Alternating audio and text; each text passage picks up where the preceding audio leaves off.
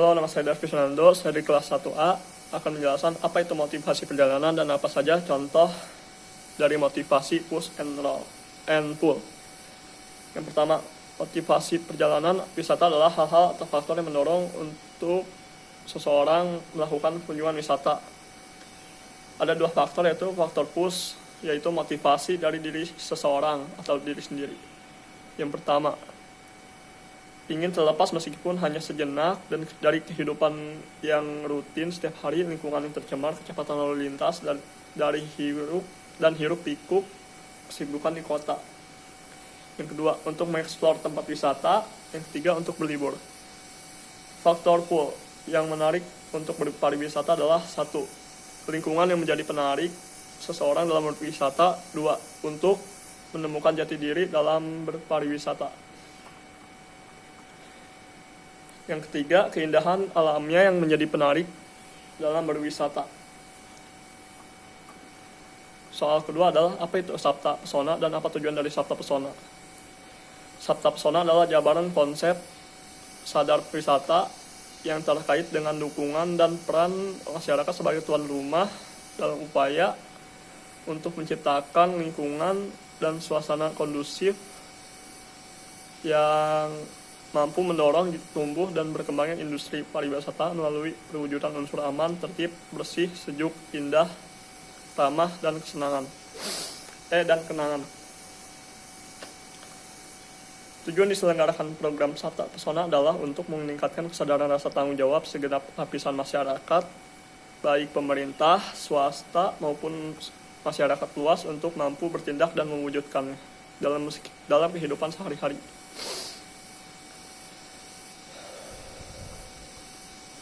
Soal ketiga adalah 7 unsur sabta pesona dan apa saja contohnya. 1.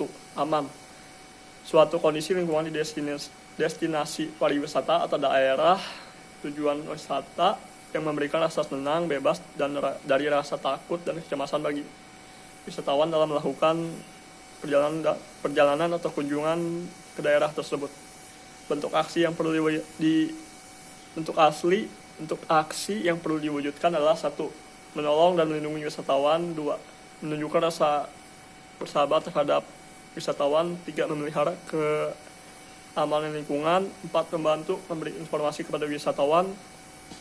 5. Meminimalisir resiko kecelakaan dalam penggunaan fasilitas publik. Unsur kedua adalah tertib. Suatu kondisi lingkungan dan pelayanan di destinasi pariwisata atau daerah tujuan wisata yang mencerminkan sikap disiplin yang tinggi serta kualitas fisik dan layanan yang konsisten dan teratur serta efisien, sehingga memberikan rasa nyaman dan kepastian bagi wisatawan dalam melakukan perjalanan atau kunjungan ke daerah tersebut. Bentuk asli yang perlu diwujudkan adalah 1. Mewujudkan budaya antri. 2. Memelihara lingkungan dengan mentaati peraturan yang berlaku. 3. Disiplin waktu atau tepat waktu. 4. Serba teratur, rapi, dan lancar. Faktor ketiga adalah bersih. Suatu kondisi lingkungan serta kualitas produk dan pelayanan di destinasi pariwisata atau daerah tujuan wisata yang mencerminkan keadaan yang sehat atau higienis sehingga memberikan rasa nyaman dan senang bagi wisatawan dalam melakukan perjalanan atau kunjungan ke daerah tersebut. Bentuk aksi yang perlu diwujudkan adalah 1. Tidak membuang sampah atau limbah sembarangan, menjaga kebersihan lingkungan, objek dan daya tarik wisata serta sarana-prasarana pendukungnya. 3. Menjaga lingkungan yang bebas dari polusi udara akibat dari asap kendaraan, rokok, atau bau lainnya. 4. Menyiapkan sajian makanan dan minuman yang higienis. 5. Menyiapkan perlengkapan penyajian makanan dan minuman yang bersih. 5. Pakaian dan penampilan tugas bersih dan rapi. Faktor keempat ada sejuk. Suatu kondisi lingkungan di destinasi pariwisata atau daerah tujuan wisata yang mencerminkan keadaan yang sejuk dan teduh, yang akan memberikan perasaan nyaman dan betah bagi wisatawan dalam melakukan perjalanan atau kunjungan ke daerah tersebut. Bentuk aksi yang perlu diwujudkan adalah 1. Melaksanakan penghijauan dalam menanam pohon. 2. Melihara penghijauan di objek dan daya tarik wisata serta jalur wisata. 3. Menjaga kondisi sejuk dalam area publik atau fasilitas umum, hotel, penginapan, restoran, dan sarana prasarana dan komponen atau fasilitas kepariwisataan lainnya. Faktor kelima ada indah.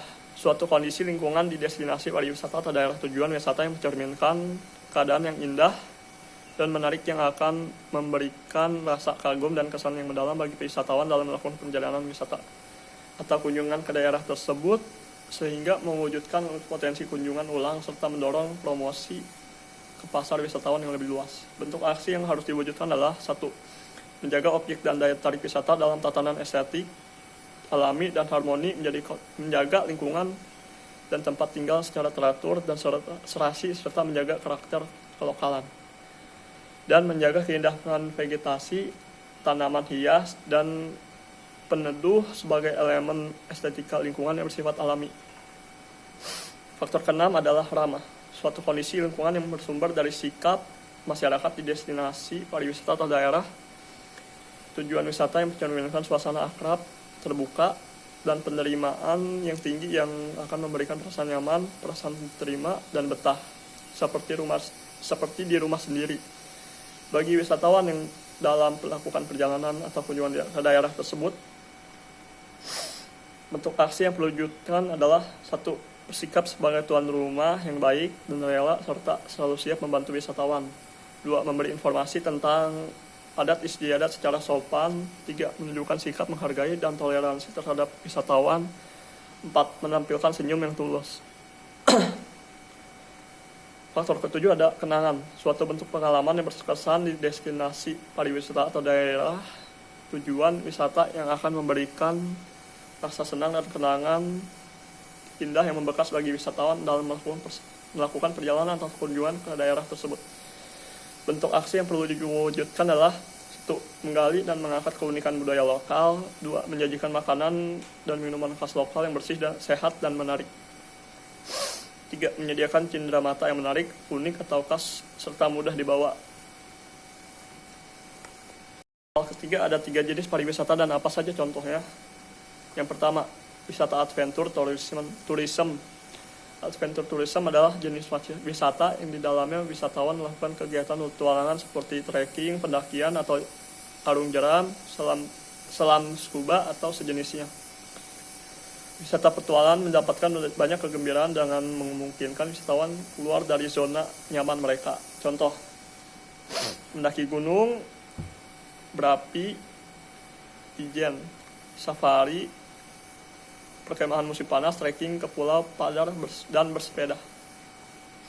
Yang kedua ada dark tourism. Dark tourism terdiri dari mengunjungi tempat-tempat yang nyata atau yang diciptakan kembali terkait dan kematian, penderitaan, aib, atau hal mengerikan. Dari perspektif tempat wisata gelap, penting untuk memahami apa yang mendorong orang mengunjunginya, guna merancang pengalaman yang memuaskan. Contohnya, Museum Tsunami Aceh, Monumen Pancasila Sakti Lubang Buaya, Tugu Peringatan Bom Bali. Yang ketiga ada spiritual tourism. Spiritual tourism adalah tentang mengunjungi tempat-tempat ibadah, suci, dan spiritual milik agama yang berbeda, dan mendapatkan pengalaman spiritual dan pencerahan untuk meningkatkan kesejahteraan tubuh, pikiran, dan jiwa. Wisata spiritual dapat menimbulkan perasaan damai, harmonis, sehat, dan bahagia, sehingga dapat menjadi coping tool dalam mengurangi kondisi yang membebani individu agar tidak menimbulkan stres. Contohnya, Vatikan dari Italia, Yerusalem dari Israel, Machu Picchu dari Peru. Dan soal keempat adalah apa yang dimaksud dengan produk pariwisata? Apa saja 3 komponen dasar produk pariwisata? Produk pariwisata adalah kombinasi elemen berwujud dan tidak berwujud seperti sumber daya alam, budaya, dan buatan manusia, daya tarik, fasilitas, layanan, dan aktivitas di sekitar pusat kepentingan tertentu yang mewakili inti destinasi. 3 komponen dasar produk pariwisata adalah 1. Atraksi. Atraksi adalah apa yang bisa dilihat dan dilakukan oleh wisatawan di destinasi tersebut. Bisa keindahan alam, budaya masyarakat setempat, peninggalan bangunan bersejarah, serta atraksi buatan seperti sarana permainan dan hiburan. Yang kedua, ada aksesibilitas. Aksesibilitas adalah sarana dan infrastruktur untuk menuju destinasi seperti jalan raya, ketersediaan sarana transportasi, dan rambu petunjuk jalan. Yang ketiga ada amenitas. Amenitas adalah fasilitas di luar akomodasi seperti rumah makan, restoran, toko, cindera mata, dan fasilitas umum seperti sarana ibadah, kesehatan, taman, dan lain-lain. Soal keenam adalah apa saja 10 elemen kode etik pariwisata global. 10 kode etik pariwisata global ada 1. Kontribusi pariwisata untuk saling pengertian dan saling menghormati antara masyarakat dan wisatawan. 2. Pariwisata sebagai sarana untuk pemenuhan individu dan kolektif. 3. Pariwisata adalah faktor pembangunan berkelanjutan. 4. Pariwisata adalah warisan budaya umat manusia dan berkontribusi pada peningkatannya. 5. Pariwisata adalah kegiatan yang memberikan keuntungan bagi negara yang menjadi tuan rumah dan masyarakatnya. 6. Kewajiban para stakeholder dalam pengembangan pariwisata. 7. Hak atas pariwisata. 8. Kebebasan pergerakan wisatawan. 9. Hak-hak pekerja dan pengusaha di industri pariwisata. 10. Penerapan prinsip-prinsip kode etik global untuk pariwisata. Sekian dari saya, terima kasih.